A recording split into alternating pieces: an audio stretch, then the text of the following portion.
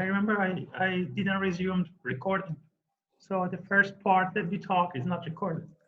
I'm sorry about that. But it's recording now from now? Damn. Yeah, you missed it. But no worries, the slide will be available. I can send you some short videos that are explaining the same topics. Okay, perfect. So Thank you. no problem. Sorry, I totally forgot. Because I was waiting for you to come and start the class and resume the recording, then I forgot. But it's now recording. So let's go back to this QAM, 16 QAM. So this is the constellation used in, as we mentioned, 3G data standard. And as you recall, we have the 16 points. Remember, like with each basically symbols, we could transfer 4 bits. So, but the noise would be really much sensitive here, right? Not, for example, if, for example, when we are reading this particular one, for example, we can have all these dots. Okay, let's say if we are reading this type of thing, still we can consider that like 0, 0. But what if, for example, these signals here that land here, you know?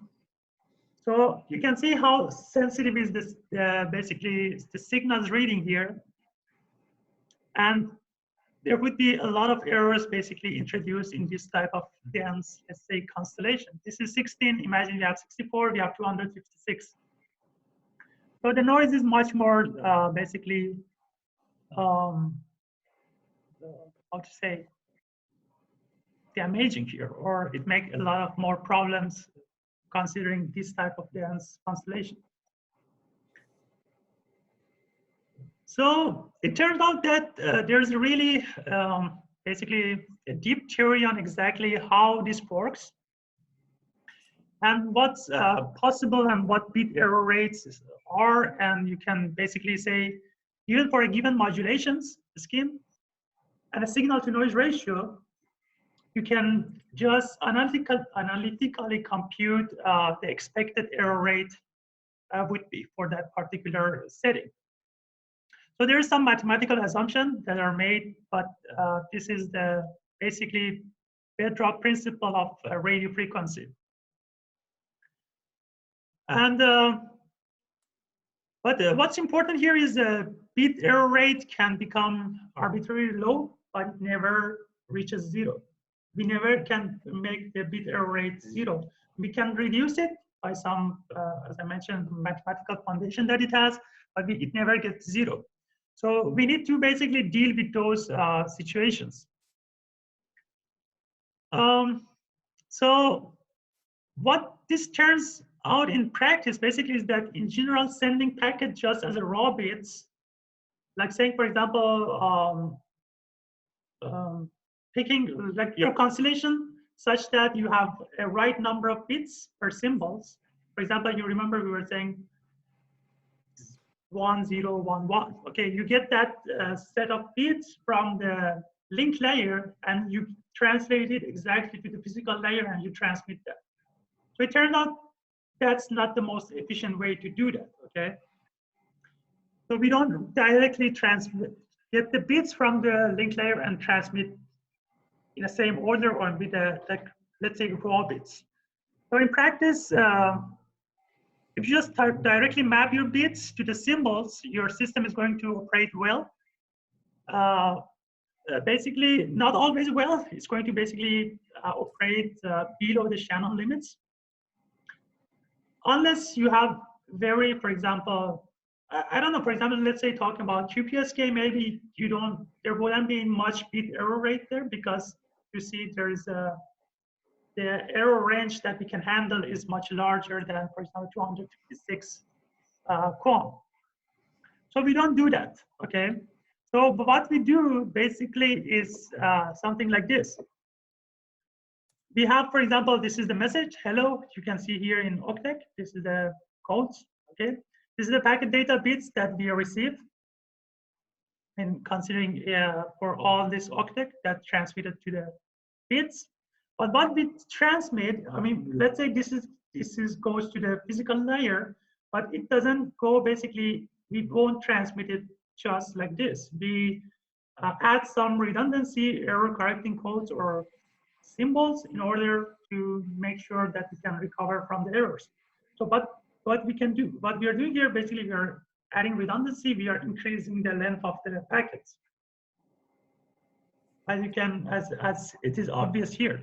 Then we send this basically increased length, which has some redundancy in it, and so the receiver can basically successfully read the correct message from this. So this is coding, okay? It's the idea adding a little bit of redundancy at the physical layer.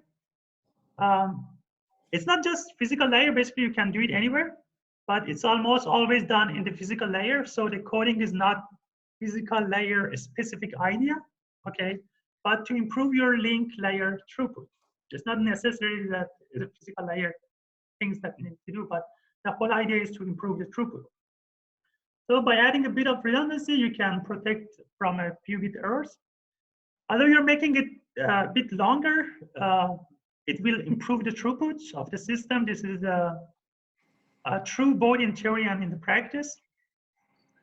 So coding gain, which is the ratio of bits to links layer, the bits of the physical layer. You can see, for example, this when you're talking about the coding gain, let's say when we're talking about 1/2 codes, it means each link layer bit, 1 bit, would be 2 physical layer bits. Okay, so basically, or like this 3/4 codes, it means each 3 link layer bits becomes 4 physical layer bits because we are adding some redundancy. So we are getting like 3 bits from the physical layer, from the link layer. But what we are transmitting, basically, we are transmitting 4 bits because we are adding some redundancy in order to be able to read it correctly in the destination. So this is an example from 802.11 QPSK that use QPSK. The 802.11 is it's a Zigbee standard. Okay. So what you can see here, you can see these are the bits. Okay. So each bits become basically 4 times bigger. So it's 1/4. As you can see, 4 bits becomes 16 bits or 16, let's say, bits in the physical layer. So the coding gain here is 1/4, right? Because each 1 bit in the link layer will be 4 bits in the physical layer. So the speed of 802.15.4 or Zigbee standard is, if I'm not mistaken, is 250 kilobit per second. The speed of data transmission is 250 kilobit per second. Okay, the throughput. Let's say the throughput of the system is 250 kilobit per second. So what is the basic speed of transmission in the physical layer?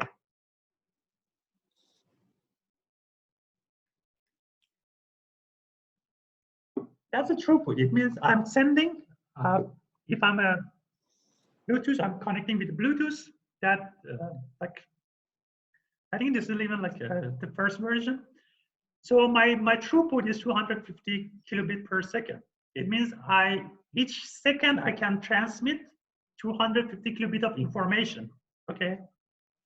So what is the data rate in the physical layer?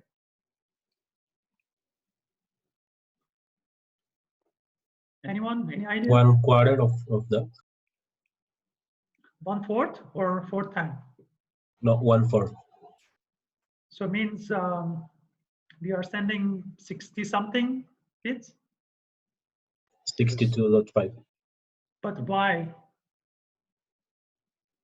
Because you're adding 4 bits per bit. So we are adding 4 bits, so it means I have to transmit more information, not lower information. So if I'm transmitting like 250 kilobit per second information, it means physical layer, considering this coding gain is 1/4, it means I'm transmitting 4 times more bits in my physical layer. Basically, it means I'm transmitting 1 megabit per second in my physical layer. Is it clear? Yes. Sure. Okay, so that's a coding gain. Okay, so this is some coding gain from modern, like basically standards. You can see we have, this is the 802.11n. We can see different coding gain. We have different coding gain here. And these are the basic MC S index of that particular, for example, a standard. We can have different type. So we're using basically each index of this standard using different type of modulations. So you can see the coding gain is different. Of course, as I mentioned, we are using a bunch of channels. Let's say here, 20 megahertz channel. So this is basically, this is the output that we are transmitting. This is the information that that we are transmitting. Is it clear? It's just an example for you to see the coding gain, how it's worked for the new most like almost a modern wireless standard. And this is the coding gain. Of course, the better coding gain, it means the better speeds. Because I don't need to basically put more redundancy here. Here I get 5 bits, I transfer 6 bits. I just add 1 bit per 5 bits redundant information. So it means I can send much more information here. And of course, this one also, for example, here, this is 20 megahertz, here is 40 megahertz, and I'm basically doubling my channels. Of course, I'm doubling the speeds of the information because I'm using all this chunk of channels in order to send information. But this is the whole idea was here to show you the coding gain and basically how it works in a modern wireless network. Teacher, who establishes the coding gain? Is it established over the how do I say this? Over how reliable the hardware is, or how is it done? Yeah, it requires a lot of basically consideration, but basically these are basically the standardization bodies when we are standardizing a protocol. Basically, they're considering all these things. And as you mentioned, of course, it depends on how, for example, precise are our circuit boards in our communication devices, what type basically we are using, what standard we are using. For example, just considering this standard, it's not all the Wi-Fi standards are using this. I mean, some of them are made much better. For example, they are using a better circuit or much more precise circuit. Of course, they can go for coding gain of, for example, 5/6. Some of them using less sophisticated one. Still, it's the same standard, but less sophisticated hardware, let's say. So the coding gain would be much higher. So basically, those are defined during the standardization process. That they define all these things, and of course, it depends on the hardware that we use, that which one, for example, we utilize in our hardware. So we talk about symbols in physical layer and what is different from the bits in the link layer. Physical layer must deal with the noise, which can cause symbol errors. That's why we are introducing basically coding here. So denser modulation provides higher throughput, of course, but sparser modulations has fewer errors. It's the same thing. And we also talk about the coding gain. Okay, so let's have a short break before we continue to the link layer. The link layer is going to be much shorter. Okay, so maybe I'm going to pause the recording. Okay, and we're going to, let me see. Okay, let's talk about link layer. You remember this this one that we are basically considering 4-layer internet model? That link layer is the last one. Yes. When we connect our computers to the network, basically we are usually using Wi-Fi nowadays, or if we are wireless, or if it's if it's wired, we are using Ethernet. So Ethernet is by far the most widely used link layer mechanism into Ethernet, of course. So the link layer covers how an end host is connected to the router and how this router is connected to the next router. And generally, as we've seen, packets at the, like let's say IP layer or network layer are encapsulated into the link layer frames. Most often in Ethernet, as we said, Ethernet is the most common one that we are using. So it will be encapsulated in order to be sent off the first router. So let's talk about something called, for example, today we're going to talk about medium layers, and we're going to talk about medium access controls, or one of the most common one is carrier sense multiple access collision detections. I noticed in the partial one exam, some of you already are familiar with the medium access control concept, but we are going to just explain it more here. So you might hear also sometimes Ethernet referred as the layer 2, okay? And this goes back to the 7-layer OSI model. So when we are talking about here, when we are talking about Ethernet here in 4 layers, of course, we are talking about link layer, but talking about the OSI 7-layer, is the link layer will be referred as the layer 2. So the link really just covers the frame format and the algorithm that decide when a packet can be sent into the wire. That's the responsibility of the link layer. And the physical layer covers things like the connections, electrical signals, and basically how to use the wire. Those type of things will be handled by physical layer when talking about here.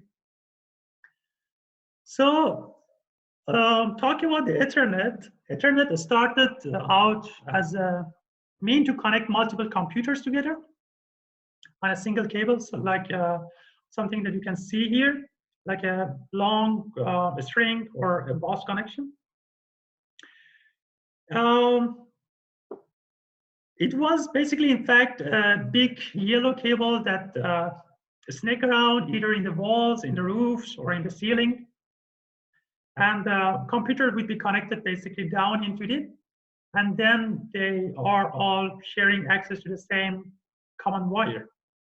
And the idea was that they would share this single common medium in order to send packets between themselves. That's why the whole idea of basically medium sharing is coming, medium access, how to access this medium at the same time for all these systems.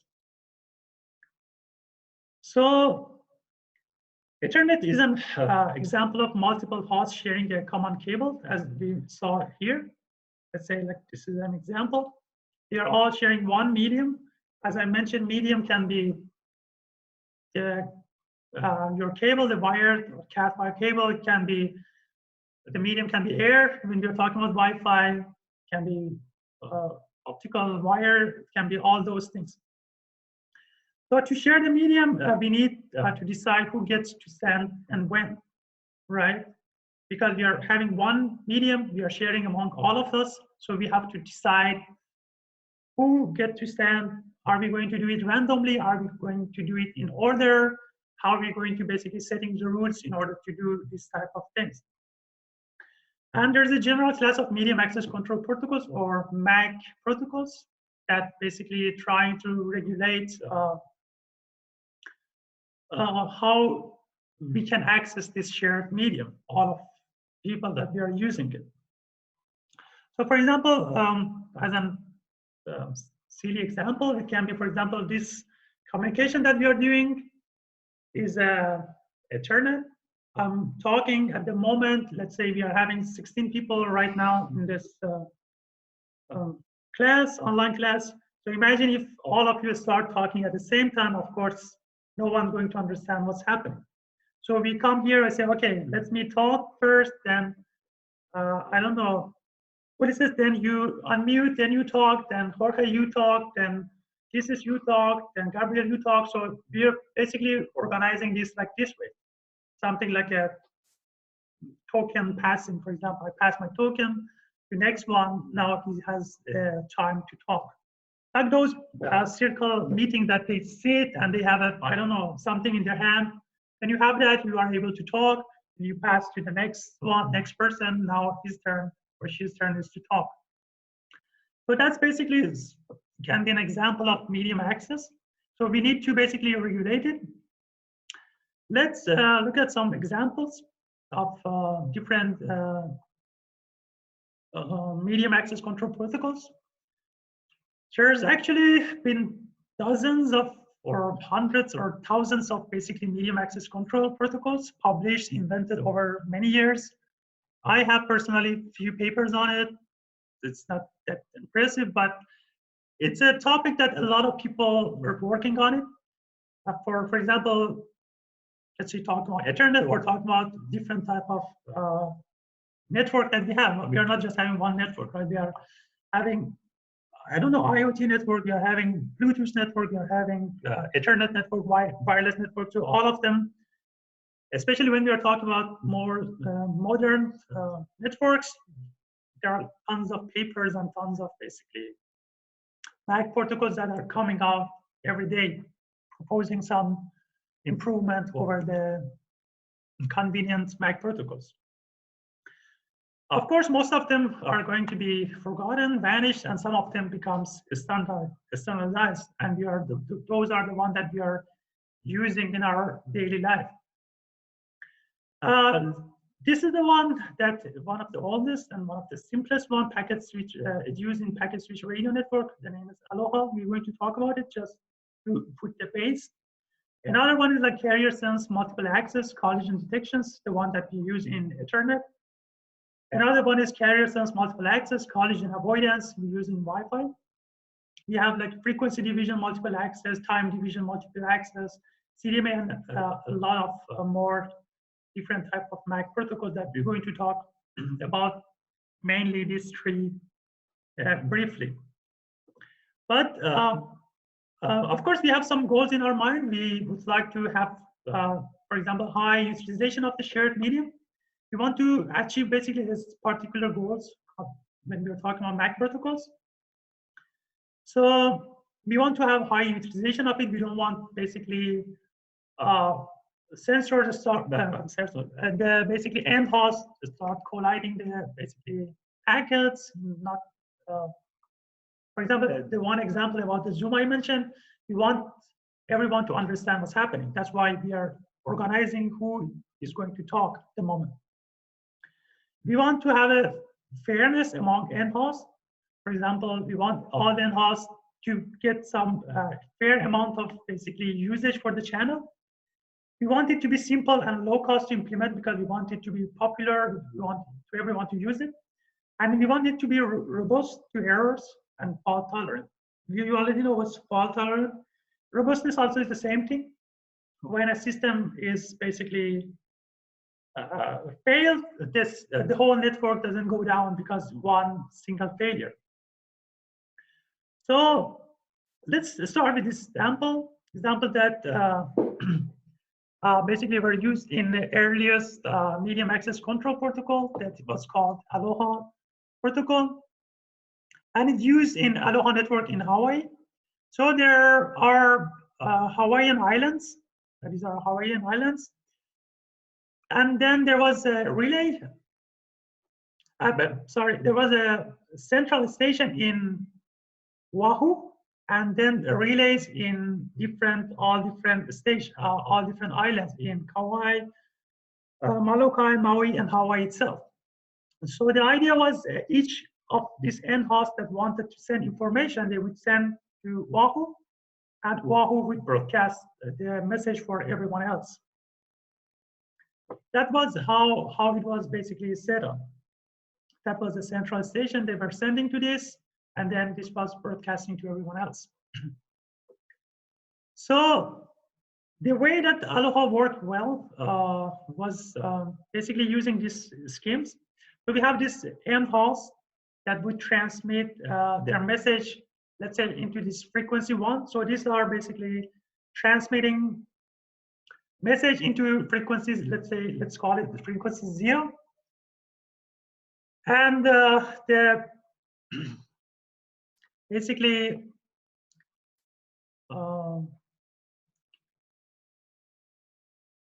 let me see what's happened.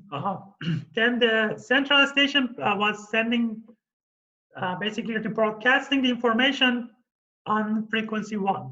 So what they were doing, they were transmitting in frequency 0, and they were receiving in frequency 1. And they were like orthogonal channels. What it means they don't overlap each other, they don't interfere with each other.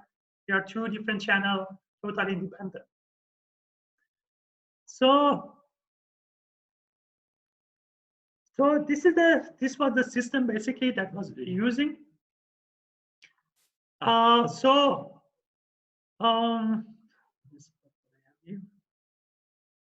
So the idea was for Aloha MAC protocol was very simple. It was that if you have any data to transmit, just transmit it. Okay. You have data, transmit. And if your transmission collides with another, then retry later. That was the whole idea behind Aloha protocols. For example, if we do that same protocol in our Zoom meeting, it means you want to say something, just say it. Okay. If, for example, I hear, it's fine. If I don't hear, maybe because someone else is talking to, you wait, you should try later again. Okay, that's the whole idea of Aloha protocols. So basically, and how they knew that the packet is collide or not, or received, basically delivered successfully, is by hearing on the frequency 1. Okay, so they were sending in frequency 0, hearing frequency 1. If what they hear in frequency 1 is exactly equal with what they sent in frequency 0, it means the packet received successfully. If not, it means the packet collide and it was not readable. So they transmit again. We talk about it. So under low load, we can expect basically delay to be very small, because, for example, let's say if some of you have question to ask here, for example, a few of you, it would be totally fine. You can just unmute and ask your question. Most probably I'm going to hear. But if there is a lot of questions happening here around you, most of you want to ask questions, or let's say if the load is high, then a lot of time would be basically wasted sending the packet, because I'm not going to hear, it's going to collide, it's not going to be readable basically message. But so it works good under low load, it's awful under high load, and what I remember is like work around 80% efficiency, which is awful. So we can improve it, of course. For example, before sending, okay, you can, for example, listen for activity. For example, before you just start talking here in the Zoom session, you can hear, you are hearing right now, you can hear if anyone else is talking, if anyone else is talking, so you could just stay quiet and try later when the channel is quiet. Or another improvement is to detect collision quickly and stop transmitting. And if you, for example, detect, for example, you hear the medium, no one is talking, you unmute and you want to talk. So maybe two of you unmute at the same time and start talking at the same time. So you detect there's a collision. So the message doesn't receive to me. So what you can do is either you can, for example, go wait 2 seconds and try again, but it doesn't going to work, because both of you are going to wait 2 seconds, try again, it's going to collide. Again, 2 seconds, going to trying to collide. So what you're going to do is to pick a random waiting time. For example, you pick a random second from 1 to 10, from 0 to 10. You pick a 1 second, one of those random numbers, and you wait like 5 seconds, the other one randomly wait 2 seconds. So the 2 seconds start coming, they transfer a message, and after 10 seconds you start coming, you transfer your message. So it won't be collision. So that's the whole idea behind CSMA CD protocols. So they are basically sharing this medium. all hosts transmit and receive on, on the one channel. That's why basically we're talking about channel sharing. So it has two steps. The first one is carrier sense. What it means is you are sensing the carrier. Basically, you are listening to the medium to make sure it's quiet, no one is transmitting. Another one is collision detection, carrier sense, multiple access. Multiple access is multiple people are accessing. So carrier sense means you are sensing it first. Collision detections is like detecting collision as soon as possible. If a collision is detected, stop transmitting, pick a random time, and go to the step one. Sense the channel. If no, transmit it. So that's how carrier sense, multiple access, collision detection protocol works in Ethernet. That's a very common one. And the binary, I mean, the random backoff time works basically like this. It's a binary exponential backoff. The first collision, you wait 0 or 1 frame. And then you try. If again the collision happened, you wait 0 to 3 frames. And then if it's collision again happens, you wait more. So each time that collision happens, you wait a little longer, because what it means the channel is very busy.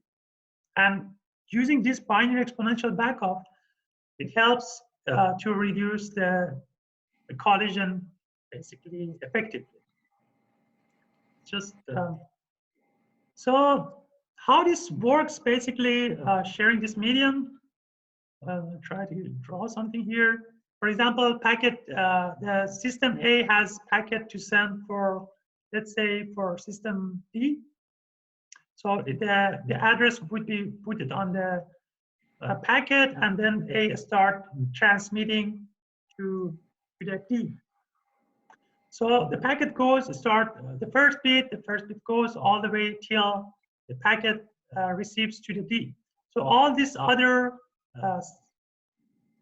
other system, they can sense the channel. They can know there is active communication happening, so they don't transmit anything, or they don't collide with the system. Okay, so that's how it works. But let me see, how can I explain this here? So the message takes, if you consider this length is like L, okay, as the length from here to here, and C as a L and C, and L is the length, okay, this is L, and C is the speed of your transmission. So it takes L over C amount of time for message to transmit from A to D, right? The length, the speed, so it takes L over C. So,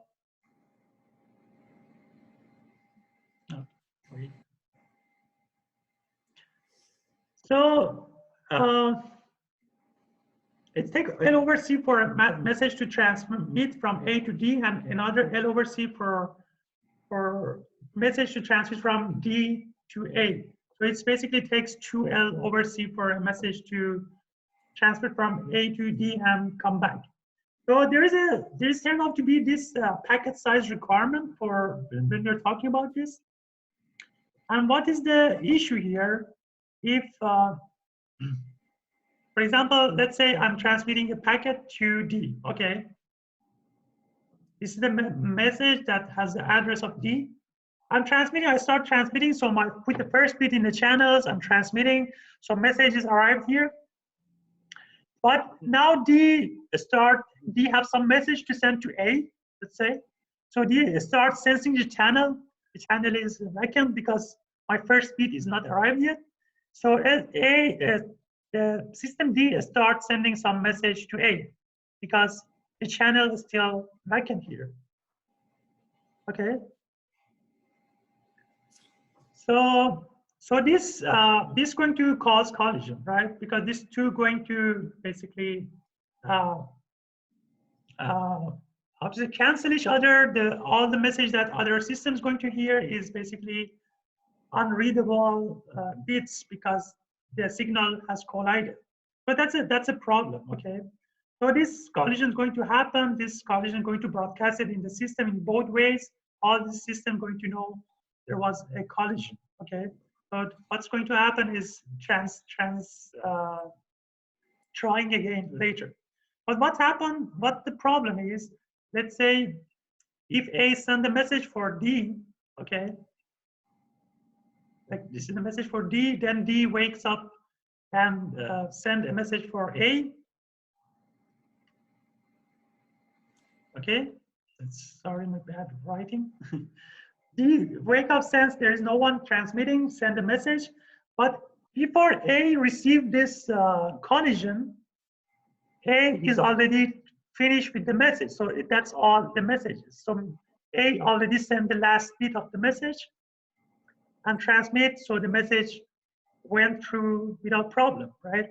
A, imagine the message is delivered successfully because A transmit all the frame before hearing the collision. Of course, the collision is going to happen, collision going to broadcast all the way to the medium, but when the A received this collision, it doesn't know it's a collision from its own message. It imagines collision from B, C, or whatever happening here, because A is already finished sending the message.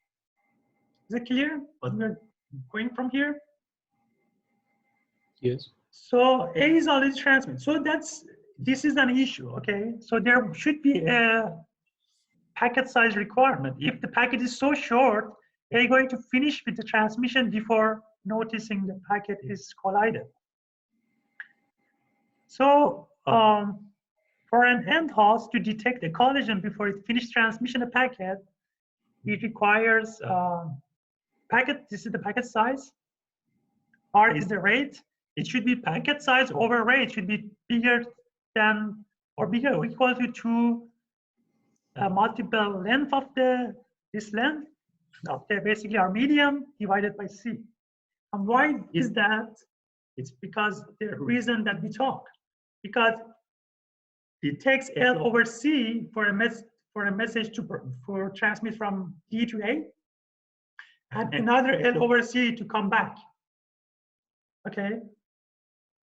So if the message is L over C here, so and the collision happens here, right before the D get the message, then it takes another L over C for collision come all the way to reach to D, to A here. Are you getting it? Yes. So let's say the collision happened right here.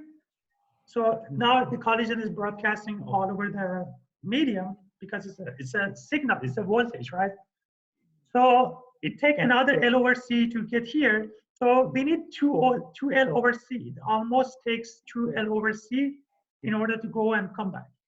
So if we have the message bigger than this, okay, so it means I'm definitely sure that I can send all the message successfully before basically, and make sure that there is no collision. Because my message is so long, if, for example, my message is still going, I hear collision here to A, I hear collision, of course, I haven't finished yet transmitting the message. So before finishing everything, I already hear the collision. So I notice, okay, the message is collided, I'm going to retry. That's the whole idea behind this packet size requirement. It's not that complicated, it's maybe a little confusing here, but I don't want to spend more time on it. So this is an example. You can check it later yourself. If you put some numbers, how it turns to be. So talking about that was Ethernet, wired communication, but talking about wireless is more complicated than wired, because in wireless, we cannot detect collision, okay? It's a medium air, it's open air, we're just sending packet. So it's a different case when we're talking about wireless. In wireless, we are using CSMA CSMA-CA, or CSMA is carrier sense multiple access with collision avoidance. So because we cannot detect the collision in wireless, we try to avoid it. That's the whole idea. So we use carrier sensing, the same schemes. We listen before transmitting in order to make sure the medium is not busy, okay?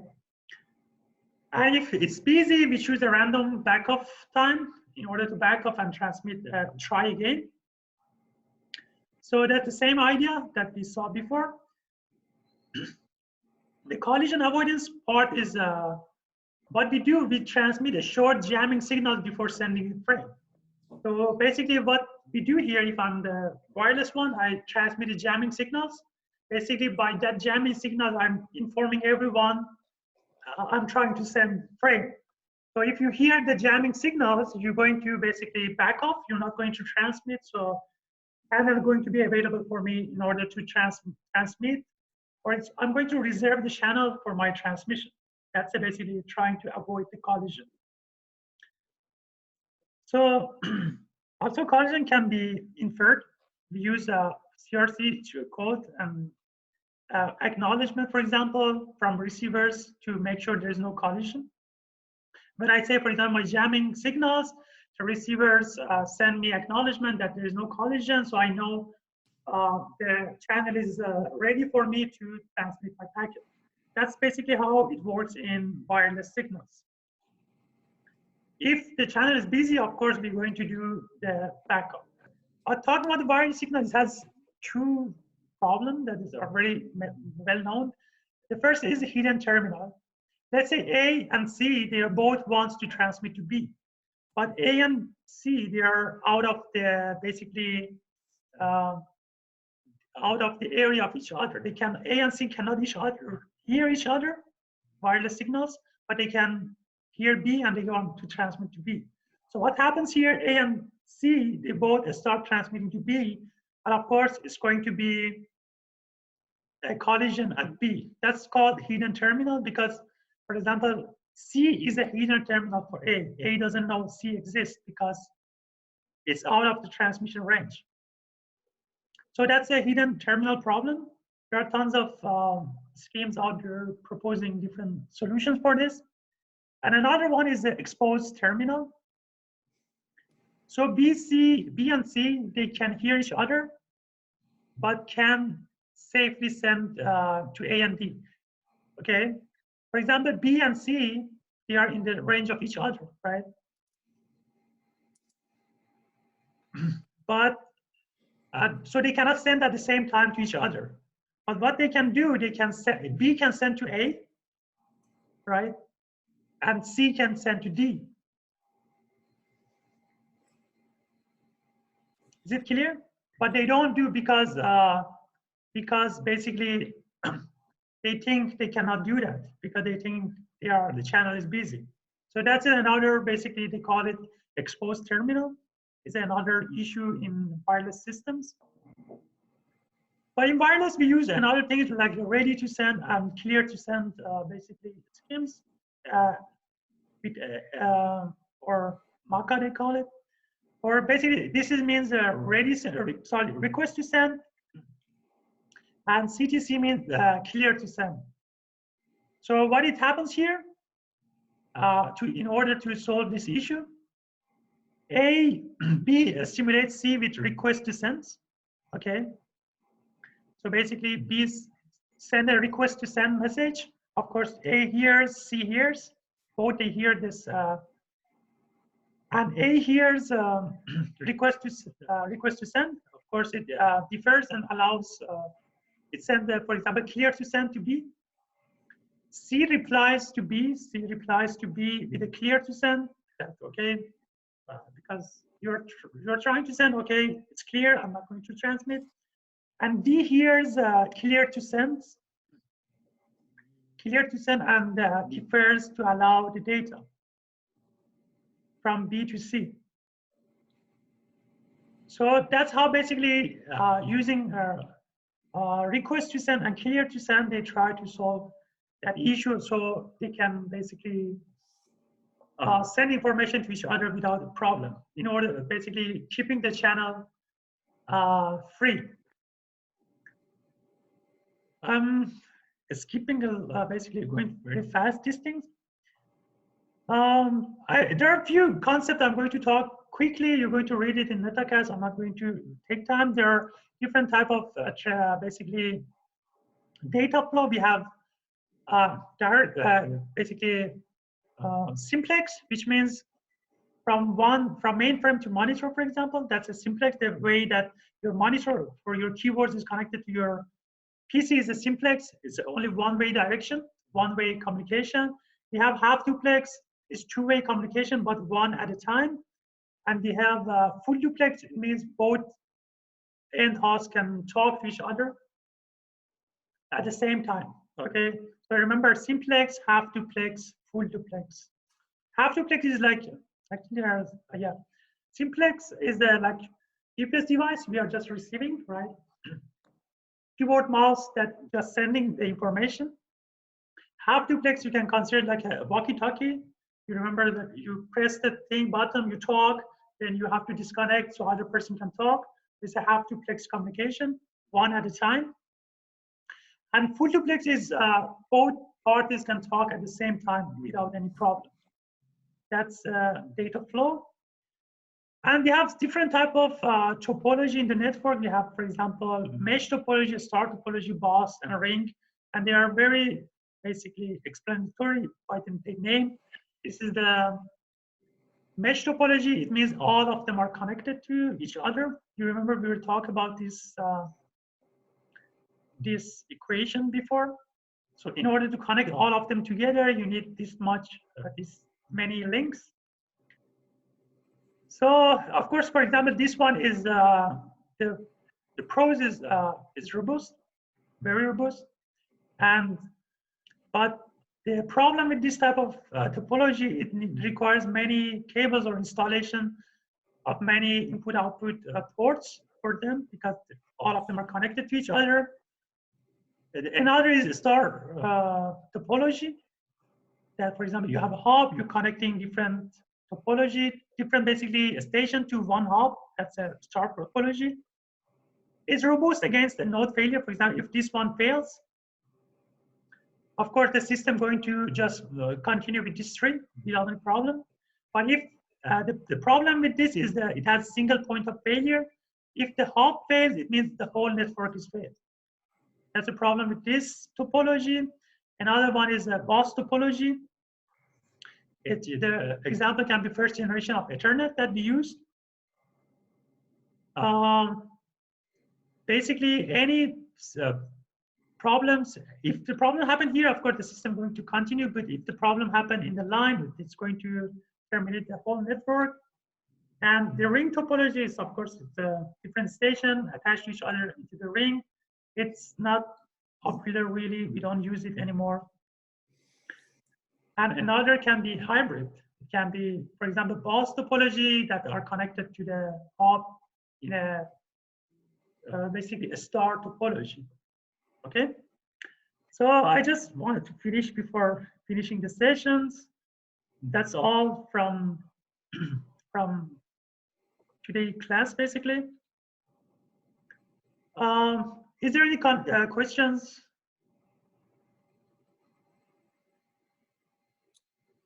No.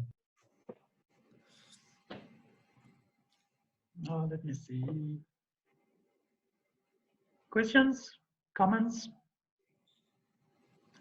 De la última topología, ¿como cuál sería En inglés, güey. lo malo? No, it's fine. Valga ver. I got it. No worries. Let me show you. The last one, you mean this one, the hybrid one? Yes. The problem here is basically that's how we are. That's how our systems are basically. Okay. Of course, there is a problem here if, for example, this hub is to stop working. All this small, let's say, connections. Let's say each one can be a network by itself, right? They're going to stop working. Let's say if this hub is your internet provider, if your internet provider is stop working, maybe your network that you have in your home is still functioning, but you are not connected to other networks. Basically, you are disconnected from internet, for example. But that's the basically most of the networks are. For example, all my PCs are now computer phone connected to the router, my router there, and the router is connected to basically my internet providers. It's a looking at for example, internet in a bigger scale. It's a totally hybrid, giant hybrid, let's say, network. Any more questions? No. All clear?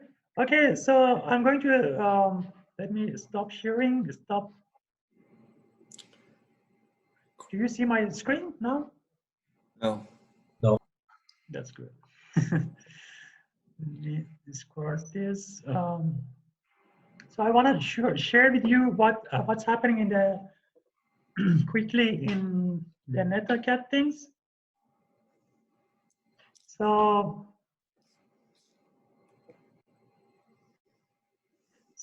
this is, you see this screen?